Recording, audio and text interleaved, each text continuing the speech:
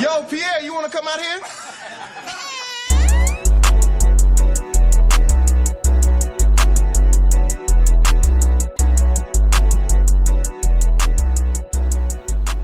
Okay, guys, here he is, the one and only Mr. Tyler Wyman joining us today, a true friend of Canada. I mean, how much time have you dedicated towards Vantage Canada, Tyler? It's just been so appreciated. So thank you so much for your time. I know that we take up a lot of it, but your story has just traveled north of the border, and you're kind of a celebrity up here. So I appreciate you taking the time to talk with us today. Guys, a quick intro for those of you who don't know, and I'm guessing most of you do. Tyler is a two-time Golden Door winner. He has created this coming year. He had 4 individuals that part of his program that won Golden Doors, one of which was a rookie. Shout out to Caleb Bischoff, to Nate, to Kelvin, and to who am I missing, Tyler? Joel. Yes, of course. So, guys, that's incredible. Been in the industry 8 or 9 years, an equity partner in the Portland location as well as the Pacific Northwest. Just somebody who's humble and approaches it the right way. So very generous with his time. Tyler, thanks again so much for joining us today. I'm going to jump right in with a question if I can. And as you know, we got a bunch of questions, the most questions that we've got since we started running these polls for these. And the first one you're probably expecting, and speaking directly to the reps in Canada, going for a Golden Door in 2025, and we have 9 that have formally said already, hey, I'm going for a Golden Door this year. What advice do you have for them? What can you tell them to help them reach that massive goal? Yeah.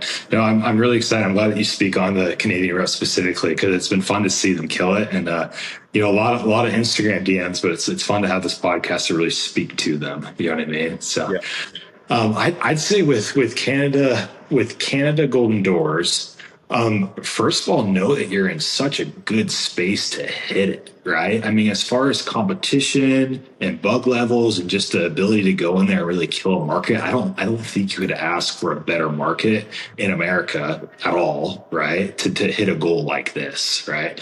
So that's the first thing. You just know that you really are in the right spot to hit a Golden Door. And the second thing I just say, get rid of any and all limiting mindsets. I mean, you can knock early in Canada, you can knock late in Canada, even if there's snow on the ground. You can hit a Golden Door, no problem. But biggest thing I just say is focus a lot on vision planning, but also have a plan to actually get there, right? So where are you going to be in the colder months? Where are you going to be in the hot months? Where are you going to be postseason? And how are you going to achieve that? Right. Well, I'm excited to finally talk to my friends in Canada directly. So I shared a lot of Instagram DMs, but it's cool to hop on this podcast and talk to you guys. So biggest thing about my Canadian Golden Door winners is, listen, you are in the right place to hit it. All right. Canada is made to produce golden winners based on the lack of competition. It is so reasonable for you guys to be able to get in there and just absolutely kill it because you have so little barrier as far as competition and everything else, right? So the second and really a third thing is focus now on vision planning and training, okay? Like every single one of my Golden Doors, I didn't just walk into it. I spent a lot of time meditating, a lot of time journaling, and a lot of time figuring out my goals, and also a lot of time training. I mean, I've been in this for 9 years. And even when I'm training individuals and not on the doors myself, I still write out my pitch before I get out there every single summer. So if I'm doing it, why aren't each one of you guys doing it at least daily between now and the start of summer? And then I'd say the third thing is just like it's one thing to create a vision, but it's another one to actually create the plan to get there, right? What are you going to have to do differently on the doors this year that you didn't do last year? Is it hours knocked? Is it being more intentional with your area management? I'm curious where you're going to be knocking, maybe preseason, during the summer, postseason. Like there's definitely different places to be to hit that. But I'd just say one other thing is get rid of any sort of scarcity mindsets. You can knock in the snow. I've done it. I've knocked plenty of snowy marches in Seattle, and I've had a lot of success doing that, and I was able to get extra revenue to really launch me towards that bigger goal. I love that. Just for frame of reference, can you talk about like the differences in competition, like specifically in Portland? What's that look like, or what is the competitive landscape in that market? Yeah. So I'd say in Portland this year, and just to clarify, we don't let it slow us down, right? But I would say that there's probably 6 or 7 companies in there, and maybe 4 or 5 of them staff large teams. And so it's always a bit of a challenge to navigate around those, right? And make sure that we're in the right spot at the time. And in Canada, you just don't have that issue. I mean, maybe you have 1 or 2 door knockers you're working around, but I'm convinced that if they're coming from Vantage Canada, they're the best trained reps in Canada, right? You have all the tools necessary to go out there and make it happen. No, I believe that to be 100% true. And so, again, just going back to, again, it's not just you who's hit the golden door, but you have now 4 people that have done that. Walk us through their journey. How did they get onboarded? How did they join your team? And again, how did they reach that goal? And especially a rookie doing that. That is just insane. So can you walk us through kind of their journey and their success? Yeah, so I think this all starts still back in 2023, where that summer for me was meant to be the nail in the coffin for my personal career, right?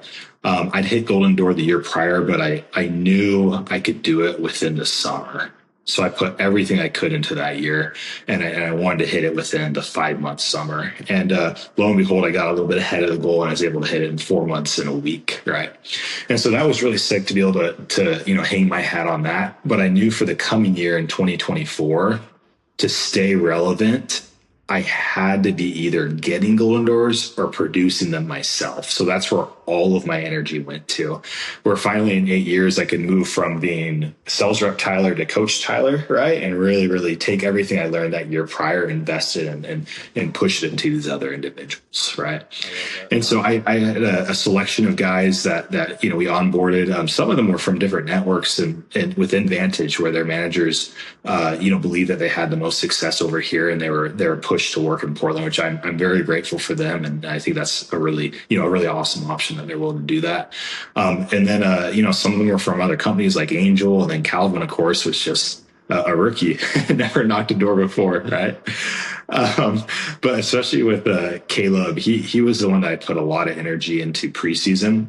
And really the vision, to be totally honest with you, was to replicate myself once. And maybe I was thinking too small, because Caleb was the one that I really put a lot of effort and time into beforehand. And he got out there and just swung goals to hit Golden Door. Instead, he hit 1 million, right?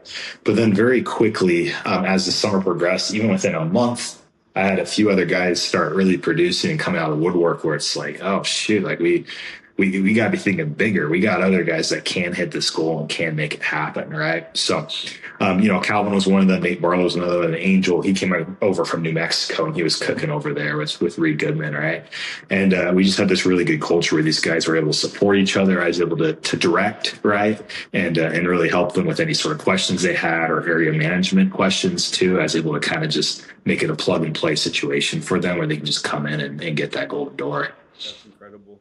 And then just with the rookie Calvin, I mean, how does that happen? Like, if a rookie sets a goal to hit a golden door, do you support that goal immediately, or do you say like, hey, like, just so you know that is like very difficult to get to? Like, how does that conversation look? Yeah, heck yeah. So if I have my job as a manager isn't to set goals for my reps, but to support them in every way I can. So if I have an individual come to me and say, hey, I want to hit a golden door, it would be a scarcity mindset on my end to tell them that's not an option, right? But instead have the mindset shift that I need to put everything I can into this guy. So if he's able to hit the golden door, he knows that he was given all the resources and training necessary to hit it, right? And so with Calvin, I mean, he had a modest goal of coming out making 100,000 as a rookie, right? But honestly, yeah, just like these other individuals, within the first month, they just popped out. I mean, he was doing 3 to 4 accounts his first week, and then he just scaled from there and started doing 8s and 10s, right?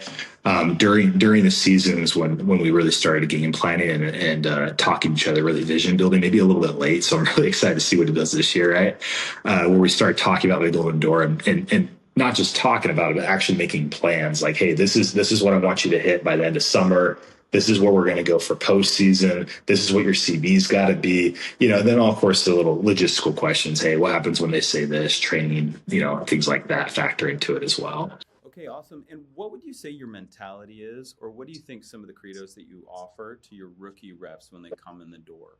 How are you properly training them for success? Yeah.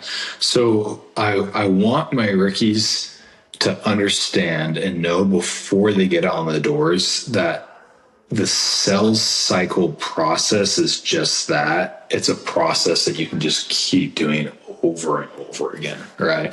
So they know that it's a science equation essentially, where if they hit you with this concern, you say this, and then you go here, right? So it really is 1 + 1 = 2, and it's just something that can be replicated and done over and over again. I think that the pitch that I use, fortunately, is very simple. It's very process, where it's just step by step by step, and so I just train them directly on that and make sure that they're ready to go before they hit the doors. I'd say like another obvious thing that goes without saying is that I don't have any reps come out that don't know the pitch. They're not allowed to come out. They're not able to. They have to have the pitch completely memorized before they come out and knock. I love that. And so you're teaching the sales cycle. I'm really glad to hear that. Sometimes we'll hear reps say like, oh, I like to teach this instead, or I like to do straight line or different things like that. You're just sticking to the sales cycle and kind of having them work from that. Yeah, just like in the manual, I mean, it's create need, meet need, close.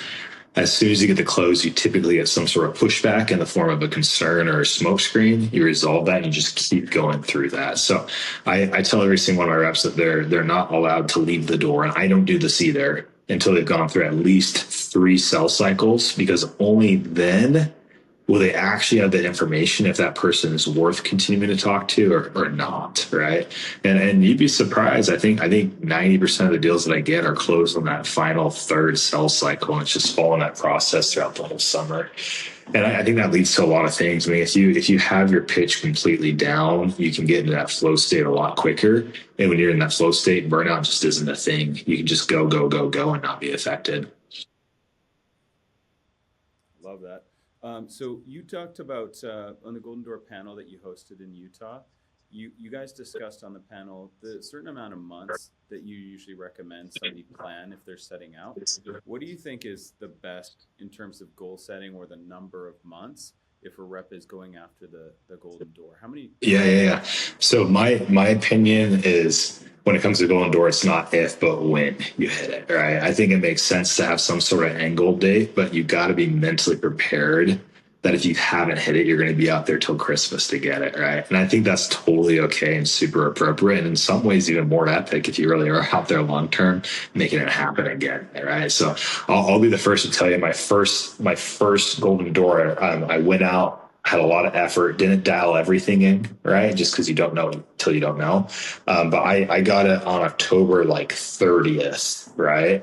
And that was a huge win for myself. And the way I was able to do that is it wasn't if, but when, and I was able to lock it down.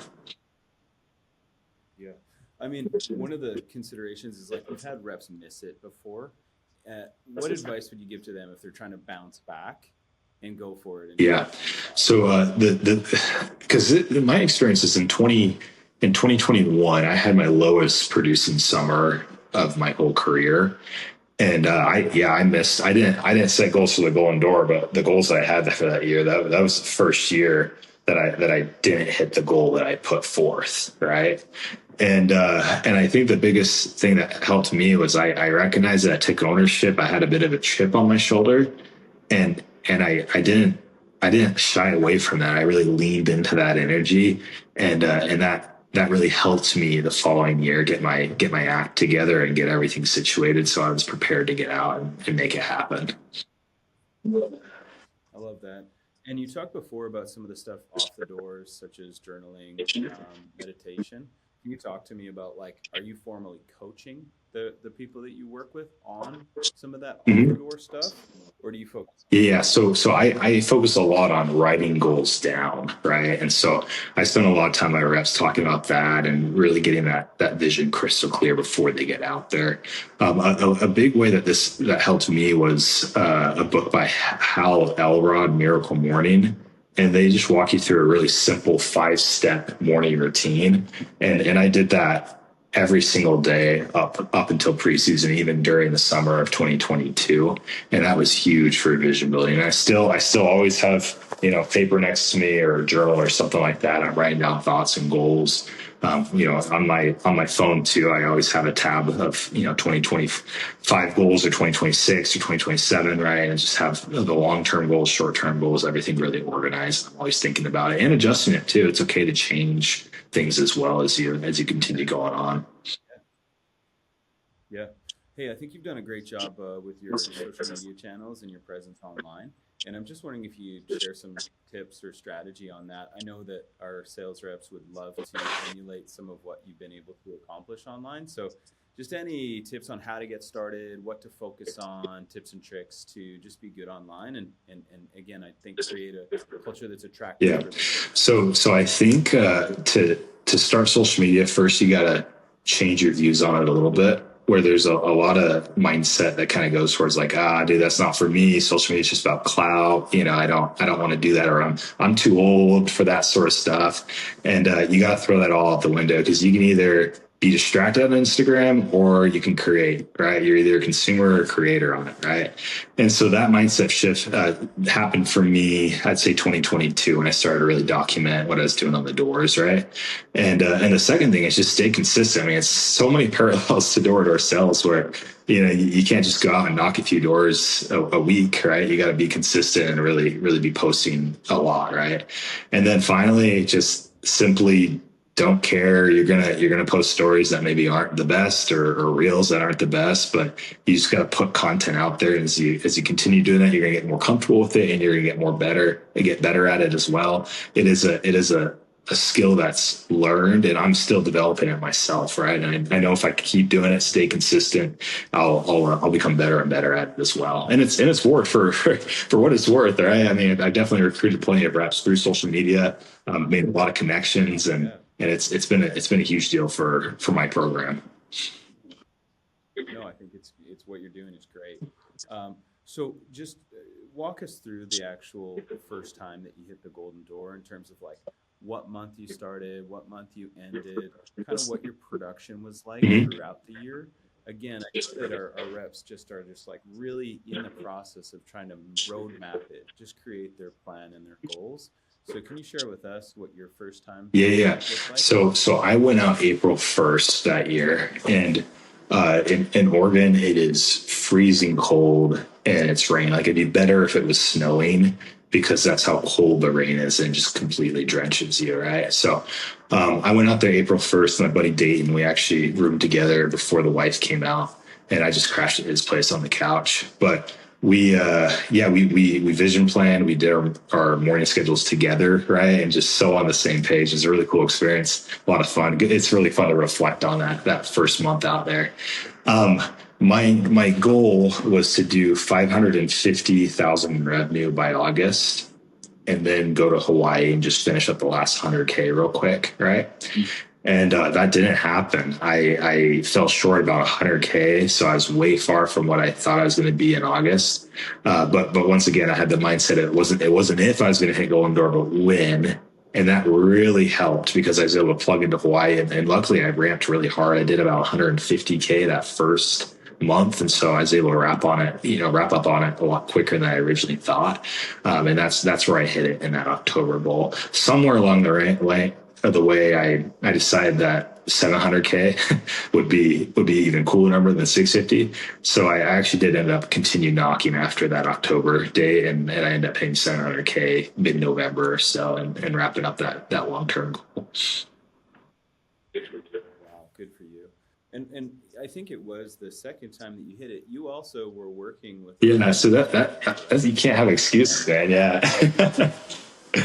And I think that's why it's important to try to find a mentor, just because, if someone's having family issues throughout the summer, cool, I've had them too. If someone has a business that they're trying to operate in the summer, cool, I've had them too. It's just every reps. I mean, everyone's going through their hard time, and you just got to focus on what the biggest goal is, right? So But yeah, both years I've hit it, I had a team between, 10 or 30 reps, right? I had a technician team of, up to 15 guys that I'd help manage, start tech team of another 5 or 6, right? I'm a husband as well, right? So I had a wife and family to take care of. And I really feel like I was able to excel in all those roles just because I put everything I could into every day and really maximize my time on the doors. So I love the idea that life isn't poker. And poker, you can just go all in once. But when it comes to the summer for 100 days, you can keep going all in every single day in every single facet of your life and be successful in it. That's so inspiring. Can you go through like a day in the life? Like, what did your day look like? Did it start at 2 a.m. and go in? Yeah. How did you fit all? Yeah, so I'd wake up, and morning schedule is really important to me. So I kept that, and I wouldn't do anything intense, but I always go on a run, do something to kind of get the brain moving and going, right? At the time, I actually had a one wheel, and I'd even go rip that around, just trying to find some time for myself, right? And then me in the morning, it'd be just breakfast and hanging out with the wife. And then at 11 o'clock, I'd be at correlation. I'd run correlation. And by 1 o'clock or 12:30, we were always on the doors. But to shoot you straight, I was usually one of the last ones on the doors to start. So I'd probably get out there a little bit later, right? Just because I had a few responsibilities at the office. But then without fail, I was always the last one off the doors at night. So there's never a day that I did not past 9 or even into 9:30. And, sometimes I'd be doing callbacks, till 10 o'clock at night. And that's okay. That's just what I expected. I'd come home and do the rest. As far as other responsibilities, there were just a series of occasional meetings throughout the week that I'd attend to help with like technicians and other operational things. But I just had it really dialed in with that schedule. But yeah, no, it was, relationship with wife was great, and, had success in that regards and had success in the doors. It was an awesome year. I know that somebody like you just has options. I mean, obviously you're widely coveted. And so why did you choose the Insight Vantage model? So what stood out to you compared to the other competitors? Yeah. So when I first started doing sales, gosh, clear back in 2016, I was looking at all the options in Rexburg, and there's plenty of them. I had 10 to 15 sales companies. Dish was a really big deal back then. Security was a big deal back then as well. And then, of course, lots of pest control options, which is kind of weathered the storm, right? And what I really stood out about Vantage is when I sat down and talked to Matt Green, who is a partner now with me in Portland, immediately before I even signed, he was explaining to me about equity and business models, and he'd even tell me how they'd make money off of the accounts that I sold, which was a conversation that other guys weren't always willing to have, right? And that really drew me to it, right? Now, the plan wasn't necessarily going to pest control, obviously, my first year, but even after getting that first back end check for my rookie year, my mind started going in the direction of, okay, if these guys can afford to pay me this, and what are they making? Like, I want to be the guy writing the checks instead of receiving the checks, right? And that's where the vision really changed, and I just put everything into this instead of other options or avenues that I could have pursued in life. That's so awesome. And Matt Green, sure is. I think one of the in all of Insight. So that's just a phenomenal partnership. Why is that important to the salesperson? Why does it matter that the operator and the pest control company is well educated? In 2020, I knew I was going to do equity. It was a matter of by myself, or was it with these guys that I've been working with, right? And there was a vision there that was like, yeah, go off, do my own thing, work really hard, and make Tyler Wyman pest control, for lack of better words, right? When I think about that vision,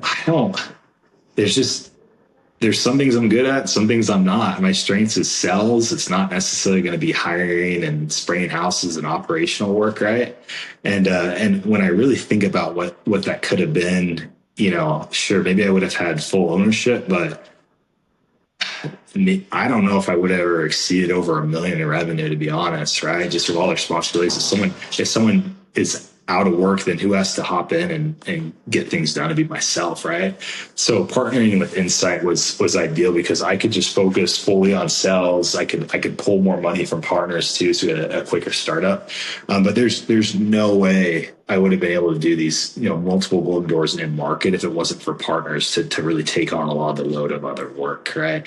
And then those golden doors are cool for finances and business, but honestly, like they mean a lot to me as far as self-development and who I've been able to become before and after those. And I can't even imagine not having those experiences and where my life would be if I was just, kind of a small business owner trying to make things work and trying to grow something. Dude, that's so awesome.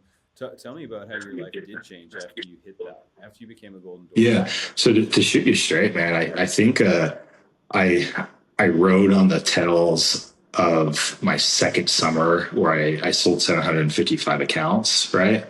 And I rode that train for about 3 years. But honestly, I really believe that you're about as relevant as your last summer, and that's either yourself or the guys that you've trained and what they've done, right? Those are representations of like your success and what you've been able to do, right?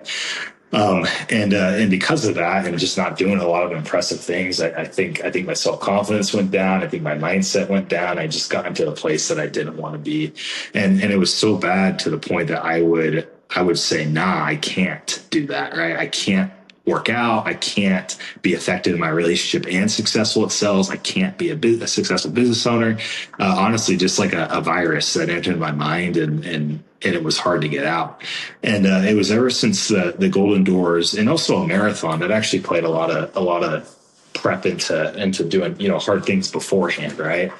But after those, now I really, developed this mindset of abundance and it really is, I can. If someone asks me if I can do something or yeah, I say I can now. Right. Dude, that you make it sound but I love that. Okay, cool. Well, hey, I just want you again to just kind of speak to the managers. So again, our sales managers who are coaching somebody who's thrown their hat in the ring, said, "Hey, I'm going to go for a golden door." What advice would you offer to those who are in leadership roles where they have somebody on their team that yeah, I would just keep in mind that you're as relevant as your last summer, right? And so the production that you do this year is what encourages your guys that are out there selling with you, but also feeds into the next year and the next year and the next year, right?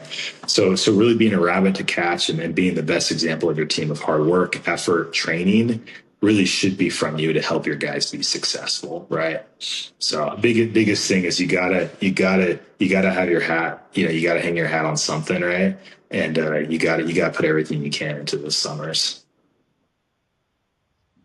That's fair. And so when does somebody come off of the doors? Is that something that they ever do, in your opinion? Like at what point No, great question. Because I think oftentimes we kind of do have this mindset that's like, okay, I'm going to do this and then I'll be off the doors. Or if I build a certain network or if I sell an amount of sales or something like that, then I'll be off the doors. But coming from me, I was on the doors for 8 full years. And 4 of those, I had a successful business that was already operating, running. I could have technically walked away from it and still chose to be on the doors. So the best I can say is you don't walk away from the doors walks away from you, where it becomes this natural thing where it makes more sense for your team production and financial situation to be off the doors and best help support others. But you'll feel that you don't choose it. It starts to happen naturally and your attention gets pulled other ways and you're still able to add a lot of value and feel confidence in the work that you're doing. I agree 100%. Do you still go out there and do that? Yeah. So you'll see on Vantage Pulse, maybe I have like 2 or 3 accounts under my name, but that's not a representative of how many doors I knocked. I at least sold 50 or 60 accounts this year, but not a single one was sold under my name. It was sold under another rep's name and was done for training reasons. Interesting. We actually tell our trainers that they should not give those Yeah. to the rookie. Give a fish, teach them how to fish metaphor.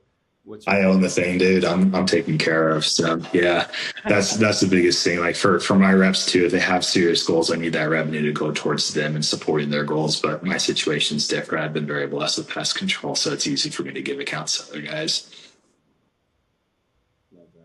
And do you think you'll always stay in pest control? Would you consider expanding into other, like, especially solar was crazy in the U.S. That didn't, draw you out of pest control? Why have you Yeah, chosen? pest control works, man. Like I mentioned a few other industries that pulled me big time when I first started, and there's a reason why pest control has weathered those, and I feel confident that any new industries that have come out, of the woodwork, in the past or even now, I believe that pest control will be continued to be the one to put your money into, and to that will really ride out long term. Tyler, one of the things I hear commonly is it's not about what you do sometimes, but it's about what you don't do to hit these levels of success. And I'm just wondering if you talk about some of the sacrifices that you needed to make to hit some of these high heights. Yeah, yeah.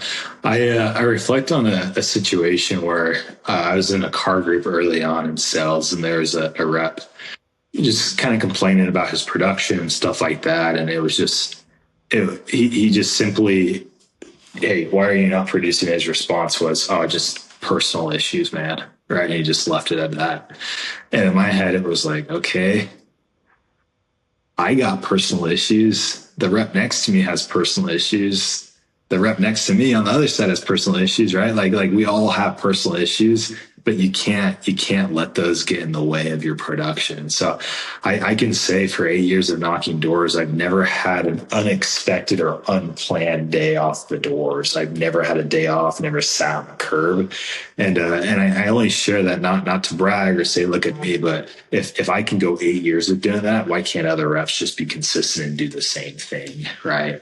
So sacrifices do happen. I can speak on countless family activities I've missed out on, but at the end of the day, I'm always looking forward to a future, and I'm working towards a future of where I can attend those or even sponsor those, right? And there's just bigger things ahead. Yeah, delayed gratification. I love that. Okay, well, hey, again, sometimes these numbers, Tyler, they just don't resonate. I mean, $750,000 is insane to us. So, can you kind of just break it down monthly? Like, how does the production come over the course of the year? Yeah, so I in 2023 I had it all locked down where if I were to hit it by August 30th, I'd have to do 5.9K in revenue a day. And that was serviced revenue, right? So that meant that I need to account for a few drop offs, every once in a while and do even more than that, right?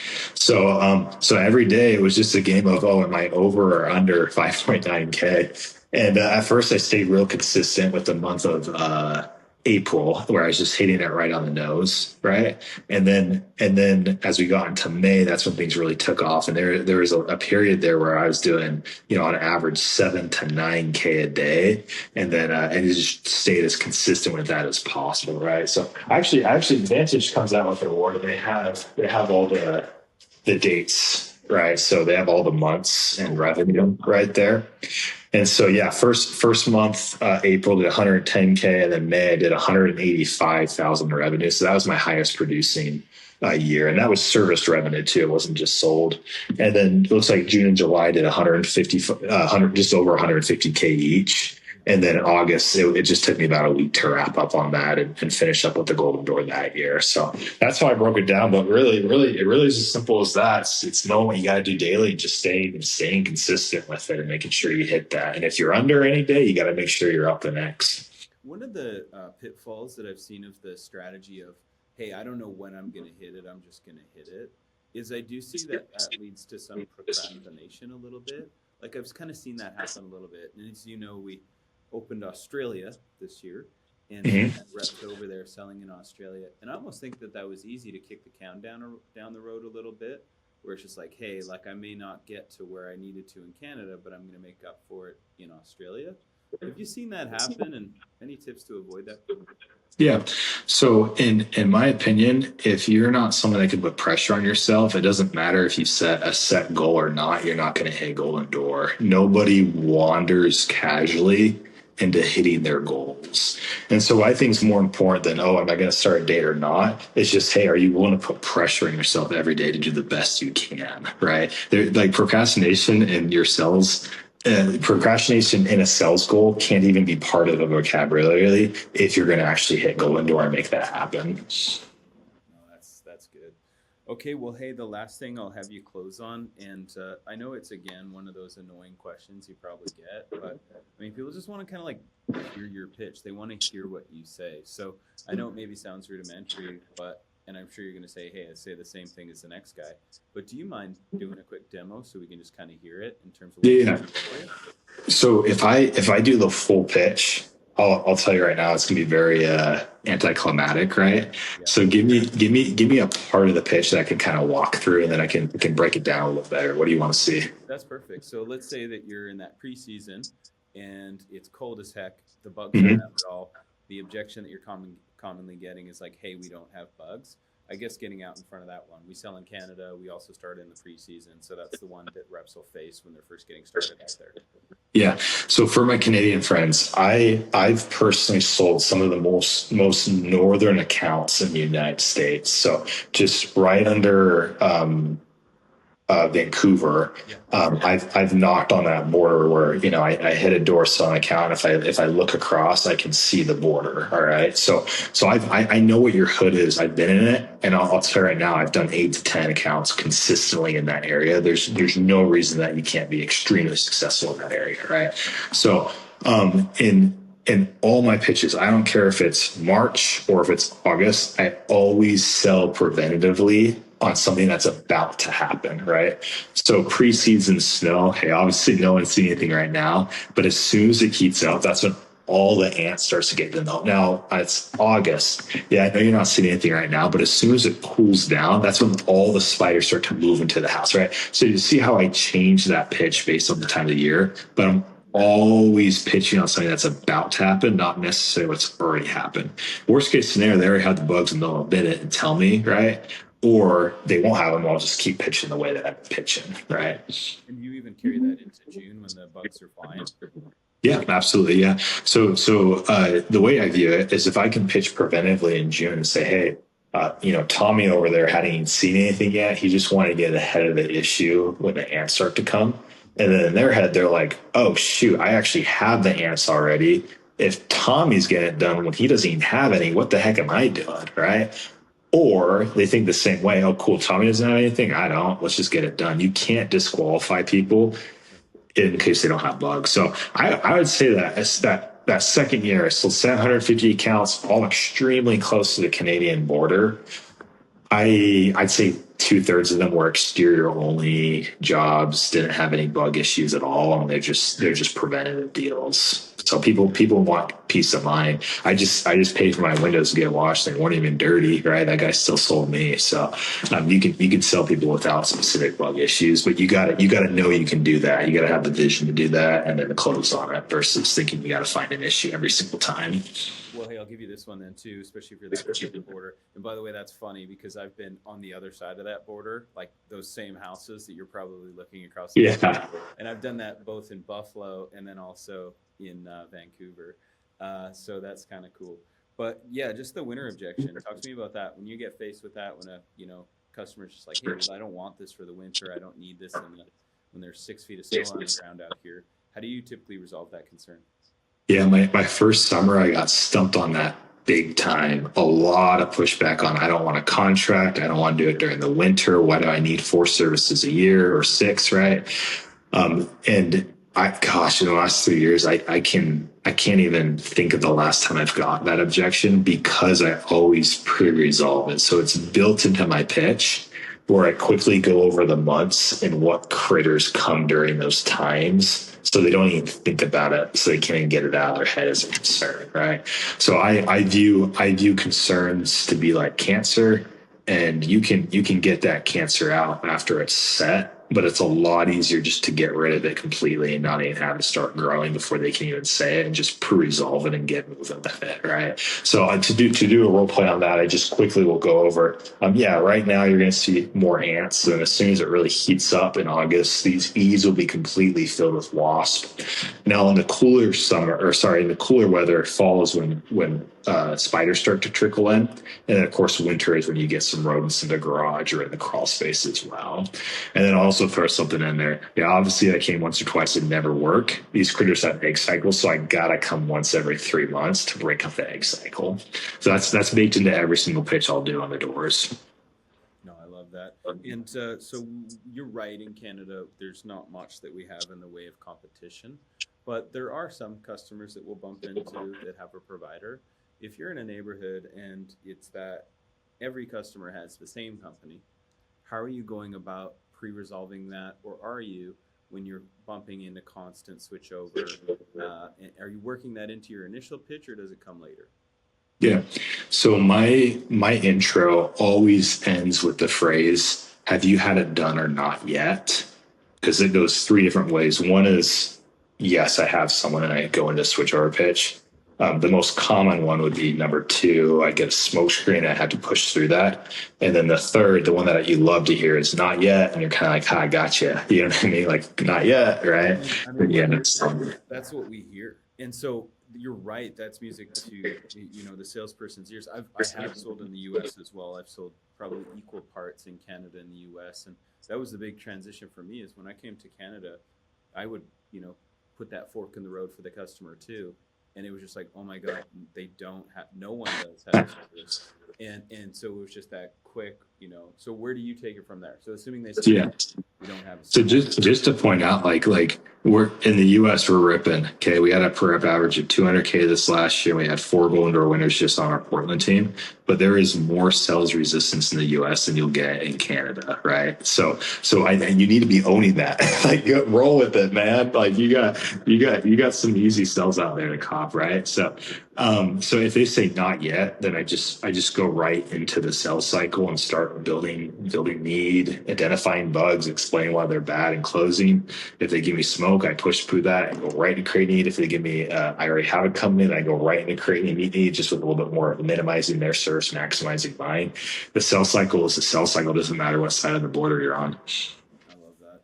Okay, well, hey, we've taken up enough of your time. I guess the last thing I'll try and close with would just be some general leadership tips. Maybe you can talk about your leadership style, and then also just offer leadership advice to some of our managers that are doing it for the first time.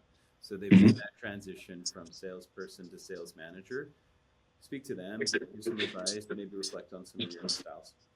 Yeah, so just lean into abundance mindset as possible, right? The one thing that kills me that I still sometimes hear in the industry is, "Oh, I've recruited guys so I can take my foot off the gas when it comes to personal sales." That is fake news, man. That is not true. There's nothing accurate about that statement, right? If anything, you got to put your foot on the gas, really show up for your guys and make it happen. I reflect on summer of 2019. I was still a young leader, first time ever managing my own team, and I had money, dude. The year prior, I did very well. I was very comfortable, had everything that I needed at the time, but the only thing that kept me going and really, like, to avoid any burnout, was just making sure I could show up for my guys, and I need to be the highest producing out of all of them, right? I love that, and I have seen that too, where sales rep makes great money their first year, comes back, or maybe their second year, they make great money, and then when it comes to transitioning into that leadership role, they view that as maybe, hey, it's time to put my feet up in the desk and push paper around the desk, find things to do at the office. But I'm so glad to hear you say that they still need to be leading from the front, because again, that to me is the only way to do it. And I think it's the reason somebody like yourself gets knocked when they have their own business. They don't necessarily need the money. They're doing it, like you said, for their people, because you're setting the pace, opening the lid for those people who sign up and do with you. So Yeah. love to hear that. I just, one thing to close. If I ever write a book, the first chapter is going to be, it's never about the money, because it's true. There's got to be some, like, greater purpose or greater why. And if you're not willing to lead from the front, they're probably going to find someone else that is, right? So let that pressure be good. Let that be a privilege to really push you on and have a successful summer. I love that. Well, I'll be certainly sure to buy that book when it comes out. I love it, man. Okay, buddy. Thank you so much. I sincerely appreciate it. Yeah, we'll see you guys. Buddy, talk soon.